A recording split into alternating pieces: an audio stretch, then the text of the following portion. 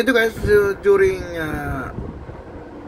early morning, nag-break lang tayo kasi kukuha na natin yung sunrise. Kasi nga, ang Norway is land of midnight sun. Yung sisikat ang araw ng alas 12 ng gabi hanggang alas 3. So, hinabol natin 3 AM guys, exactly. Lumitaw yung araw, lumubog siya ng 3, almost umaga na rin. Umaga, halos 5, 4 AM, gano'n.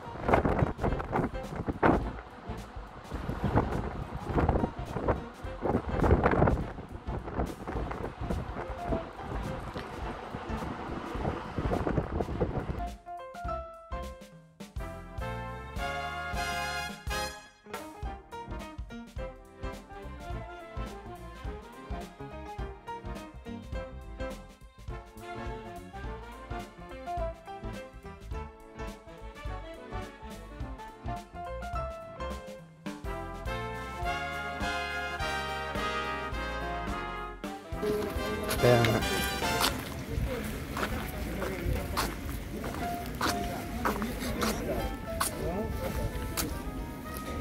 Hi guys, good morning. Welcome to Svalbard. Guys, another very beautiful town. So go with me. Ganito lang guys, very peaceful siya. Yan yung paligid, oh. Before, ano lang to siya, na mining town by Russian, and then in a couple of years, see? Kasi dating mining village to siya, kaya ito yung statue. I've been burying the miners before, so maliit lang siya, not so bad. Yun lang guys. Ayun, seatboat. Wala mo taxi, uy. Ayun guys, oh. Dito na lang tayo, magkapicture tayo sa scooter lang. Ha?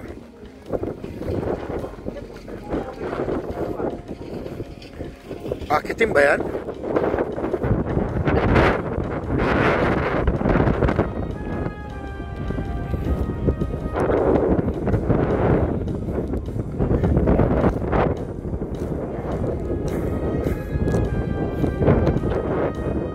Akala ko nagtatanong yung ano kung pupunta tayo sa Seedbolt eh. Ha? Akala ko. Sa atin? Oo. Yun nga tanong niya. Kasi yung dalawang matanda pupunta dun eh. Ano? Pupunta sila? Oo. Hindi ba sila bumaba? Ate sila bumaba? Hindi. Ay, di ko nga. Huli na naman. Pansin ko eh. Itiisin na natin. May inuman daw sabi nila.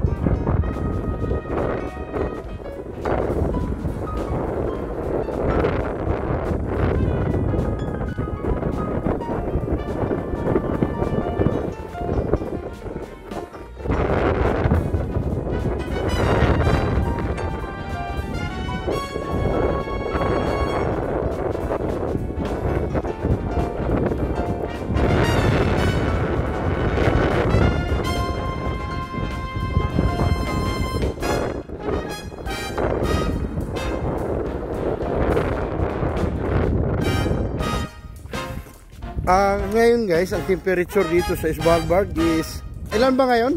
3 degrees, no? Negative 3. Ay, okay. Mostly guys, mga bahay dito maliliit lang at saka bihira lang kasi as of now marami na rin talagang resident dito kasi madaling pumasok dito guys. May mga Pilipino din kaming nakakausap kasi this is non-visa town, ang Svalbard. Pag-aari ito ng buong mundo. So even though inaangkin siya ng Norway, but there is part na hawak ng Norwegian government. Pero usually talaga nag-start dito is ayon sa history, Russian. Kasi meron silang part dito na mining na pag-aari ng mga Russian. So far hinahati nila tong lugar na to, pero yung mga building na empties na, that was iniwan ng mga minero. There is one mine pa rin na bukas until now, pero hindi na ganun kaano. So this place divided, pero makikita mo dito merong Pilipino, basta almost maraming nationality na andito kasi hindi nga siya mahirap kumuha ng visa dito sa lugar na to. Although during winter guys, 6 months na madilim siya, pagka summer naman wala rin gabi. So kahit nga summer, makikita nyo ang buong paligid is covered by ice pa rin. Last 15 years ago, nagbiyahe na ako dito from other company, still expedition ship. Dito na ako. Halos wala pang nakatira dito guys. Ngayon, marami na. Makikita mo may mga additional buildings kasi maraming nagmamigrate. Kasi progressive rin siya. Kasi nga may maraming mineral sa lugar na to, especially sa minahan. So ginawa na rin siyang fishing grounds.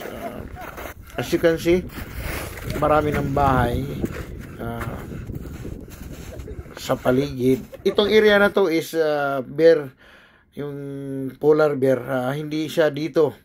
May mga area na bawal puntahan without guides kasi nga may mga polar bear pa rin na gumagala, which is delikado sa tao. So pero itong party na to, itong pinupuntahan ng mga tao namin is pwede ka, really ka pa rin makakagala. As you can see, ayan, paikot-ikot kami.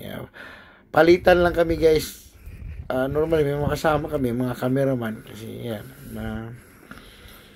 para masaya na rin kami is madalang lang din ang barko na. Kung mga commercial vessel hindi nagpupunta dito guys, mostly mga explorer ship, expedition ship lang ang nagpupunta dito. So mapalad kami, isa kami doon.